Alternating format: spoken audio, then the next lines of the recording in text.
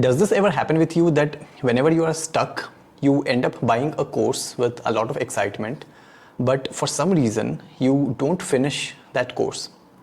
In today's conversation, I will explain what that some reason is, because you are not alone. This is not uncommon. At least 3 out of 5 people don't finish the course that they buy.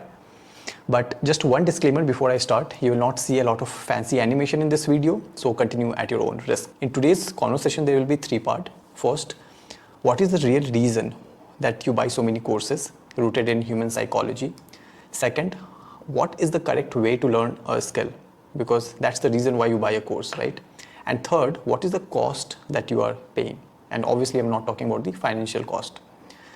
Now, the real reason why you buy so many courses is the same reason why you honk when you are stuck in traffic. Bear with me, it will make sense. See, when we are stuck in traffic, for some reason we start honking, thinking that it will change the situation. But the person next to us, obviously he also wants to be somewhere, office or home or somewhere. Nobody wants to stand at signal. But for some reason we feel that our honking will give them a little bit of push that they need. And this is what we call action bias in psychology. This says that our mind prefers to take action over inaction when we are stuck somewhere, even though taking action might not change the outcome. In fact, it might even make it worse. I'll give you some example. Let's say if a website is not loading fast enough, you will start refreshing it, making the situation worse. Let's say if you have dropped water on your laptop, the right thing to do will be to not open the laptop immediately and let the water dry, but we will do the exact opposite. We will open it and we will make the situation worse. One last example. Let's say if you are a goalkeeper of Manchester United and the opponent is going to take a penalty shootout. There's a good chance that even before that player touches the ball, you will dive to your left or to your right.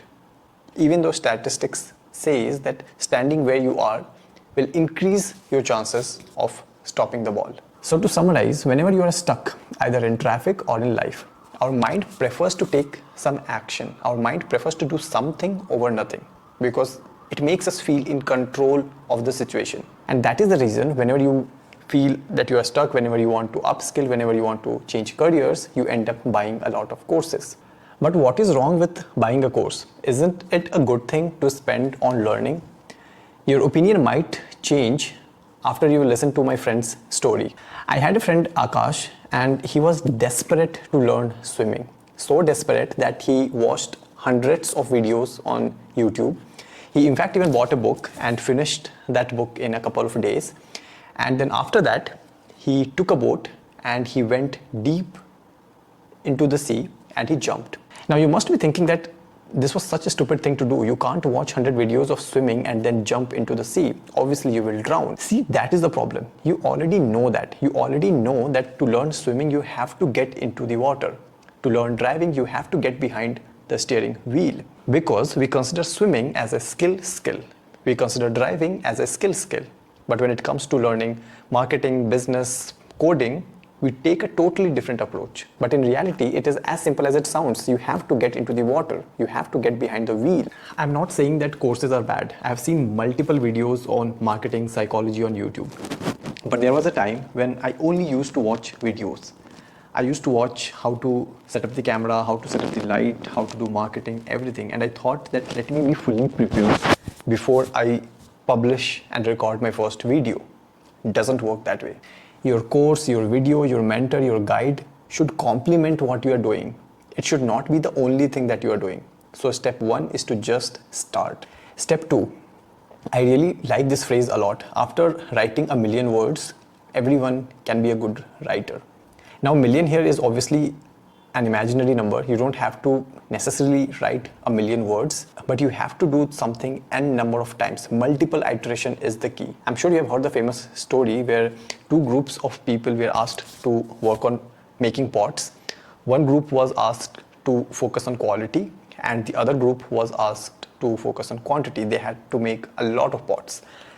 And by the end of the exercise, the group that focused on quantity, the group that made more pots, also ended up making better pots.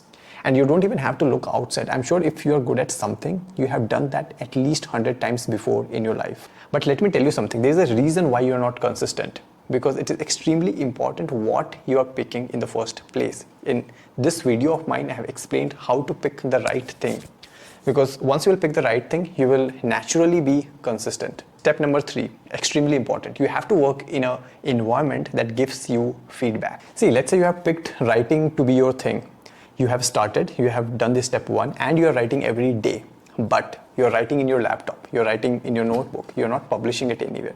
So you're not getting any feedback to your work. And in this case, your learning will be extremely slow compared to when you will publish the same thing on LinkedIn, Twitter, or some platform where you will get the feedback from the algorithm, where you will get the feedback from the people out there. And obviously you have to look into the data. You have to look into what posts are working, what posts are not working, the post that has worked, what was the first line, why it got people's interest. So if you're working on videos, publish it on YouTube. If you're working on content, publish it on LinkedIn, Twitter, somewhere.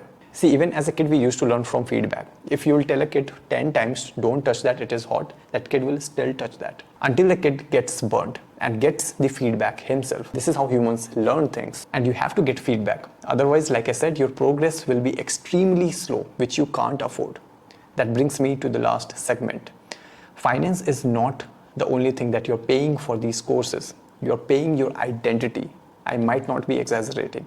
See, when you are buying a course and when you are not finishing that course, you're okay being the guy who starts something and doesn't finish. You will in fact stop trusting yourself. Point number 2, opportunity cost. While you are stuck in this preparation loop that once I have everything ready, once I'm fully prepared, then I will start coding, then I will start business, then I will do marketing. That will never happen. I will quickly summarize the video. You have to just start. You have to do it every day. And for that, you have to pick the right thing. And third, you have to do it in a system that gives you feedback. See you later.